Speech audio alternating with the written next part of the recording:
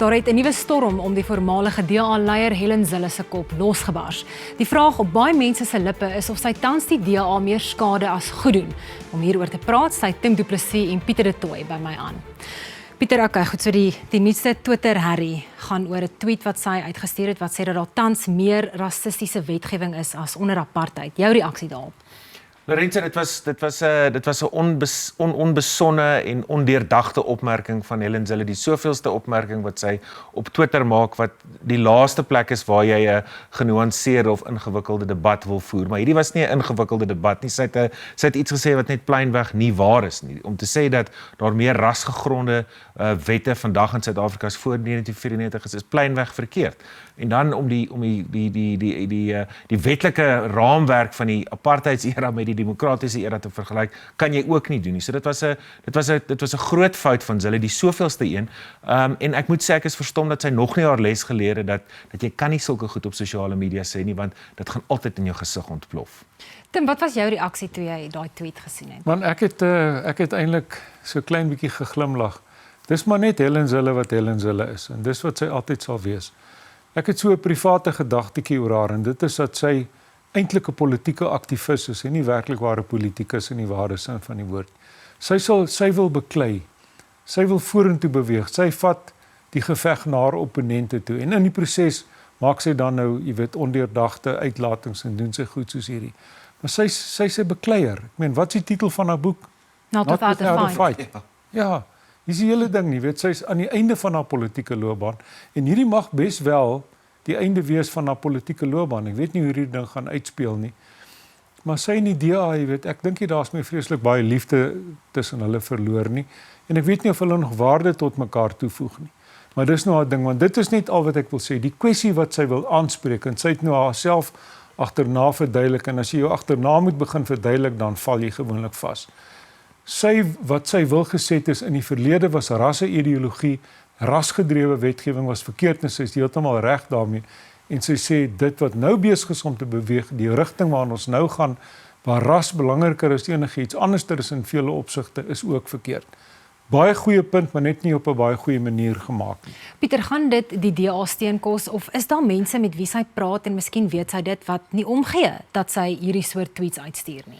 Die DA is deur 'n tyd waar hulle verlede jaar in die algemene verkiesing het hulle steun verloor, dat baie wit kiesers verloor, dat baie van hulle baie klein swart steunbasis het hulle ook opgesê. So die party moet steun terugwen. Helen Zille het teruggekom omdat sy geglo die party is op die verkeerde pad. Musi Maimane en sy leierskapsgroep het die party verlaat. So sy probeer 'n manier kry om die party weer op die voorgrond te stoot. So sy maak uitlatings soos Tim sê, sy neem die stryd na haar opponente toe en sy probeer natuurlik kiesers terugwen wat voel soos sy, mense wat voel soos Tim sê, dat rasse-ideologie is besig om 'n baie sterk terugkeer te maak. Maar die manier waarop sy dit doen, die styl waarmee sy dit doen, gaan baie mense vervreem, ook potensiële kiesers. En of sy kiesers gaan terugwen wat die party verlaat het verlede jaar in die algemene verkiesing is 'n oop vraag.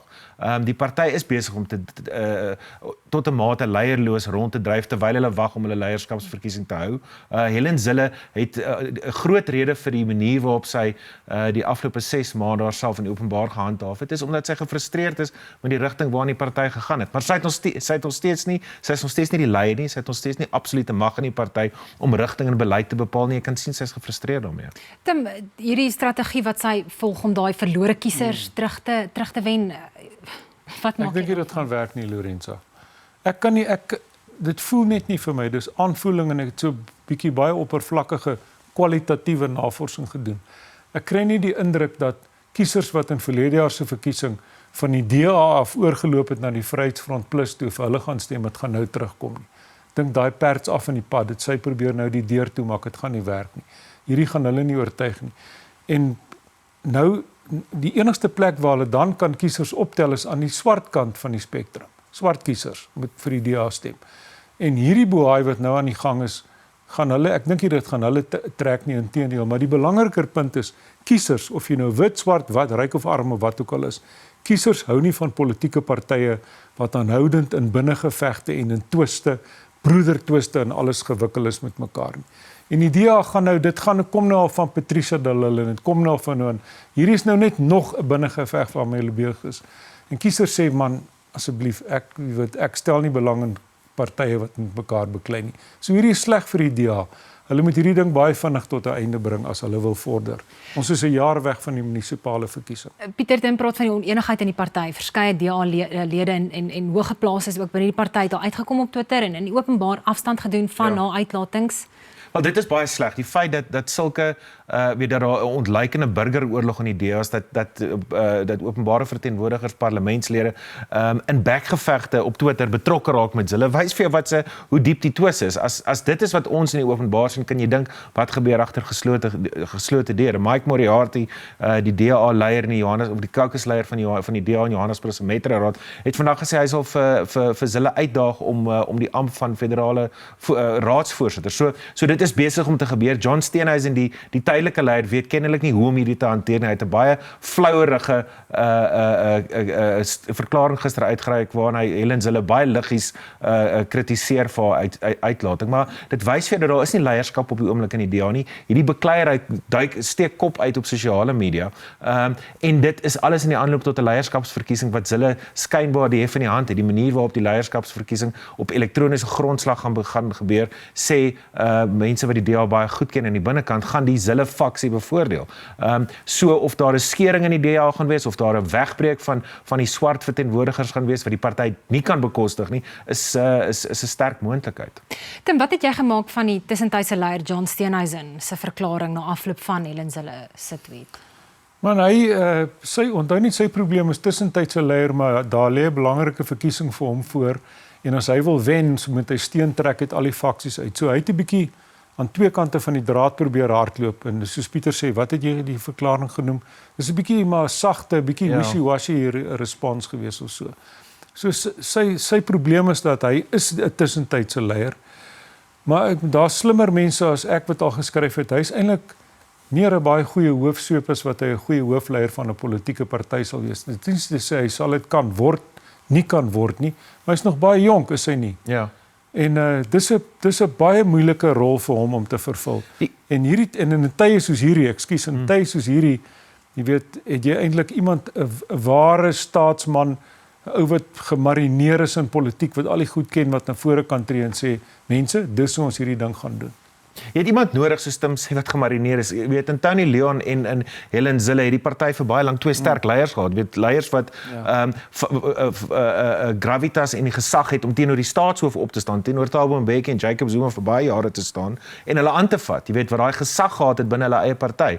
Maar sedert Zille die party verlaat het hulle dit nog nie gehad nie. Daar was 'n poging gewees om opvolgers vir Zille te verseker, maar hulle het mense in posisies ingedruk nog voor hulle reg was. En die party sit nou 5 jaar nadat Zille die party se leierskap opgesê het en nog steeds is daar nie 'n behoorlike opvolgingsplan vir die leierskap van die DA nie. So na Tony Leon en Helen Zille was daar nog niks nie. Maar Helen Zille 5 jaar nadat sy uitgetree het, is definitief nie reg om dit weer oor te neem. Maar dieselfde party het haar verkies as leier van die federale. Dieselfde party het, jy weet, daar sit en dit is gebore uit hierdie frustrasie oor die vorige leier Musi Maimane wat die DA kennelik in 'n verkeerde pad gelei het. Jy weet, die DA het verlede jaar sy swakste vertoning in 'n verkiesing sedert 1994 gelewer. So daar moes verandering gewees het.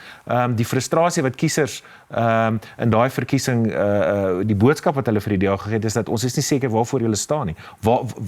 Wat verteenwoordig julle? Wat gaan julle vir kiesers doen? Wat verteenwoordig julle? Wat is julle? En daai antwoord kon die DA nie gee nie en dit is waar die rede hoekom hy is waar hy vandag is. Tim, ek wil net die skrywer, politiek ontleeder Gerrit van Onsel en hy het die punt gemaak, ek wil hom vir jou aanhaal. The brutal truth is Helen Zille is an addict and she needs to be treated like one. She is addicted to two things, Twitter and her particular political agenda. Wat is haar agenda? Nee, ek weet nie, dis baie moeilik om te sê. Ek weet nie wat haar agenda presies is nie. As mens na haar geskiedenis kyk, sy was 'n baie aktivistiese anti-apartheidsjoernalis gewees. Ek meen geen twyfel daar nie. Toe sy uit daai wêreld uitbeweeg en toe was sy 'n gemeenskapsaktivis by die Black Sash gewees. Glad geen vriend van wat toe aan die gang was nie, baie krities. En toe het sy in die politiek beland. Dis baie moeilik om te sê wat haar agenda. Ek dink sy dryf regtig haar agenda nie. Sy's baie, jy weet, aktivisties ingestel. Sy wil die wêreld 'n beter plek maak. Dis wat haar dryf. Dis hoekom, jy weet, ons joernaliste is en dis hoekom sy joernalis geword het. As ek sy is, dan sal ek sê, luister mense, my werk is klaar hierso. Ek het genoeg gehad hiervan. Ek het 'n ander rol om te speel. Ek het ander skapies om by mekaar te gemaak. Neek julle maar op. Pieter, Van ons hulle maak ook die punt dat die DA in die Weskaap baie goeie werk doen en met die formele mag wat hulle het, as hulle is in regering in die provinsie met die hantering van COVID-19. Is daar mense wat sal gaan, kiesers miskien wat sal sê, goed, dit staan apart van Helen Zille en haar tweets en ons gaan die party beoordeel op dit, of oorskadu dit nou alles? In 'n ideale wêreld is dit wat jy wil hê. In 'n ideale wêreld wil jy hê dat 'n party moet beoordeel word op grond van sy vertoningslys wanneer hy die mag in die hand het.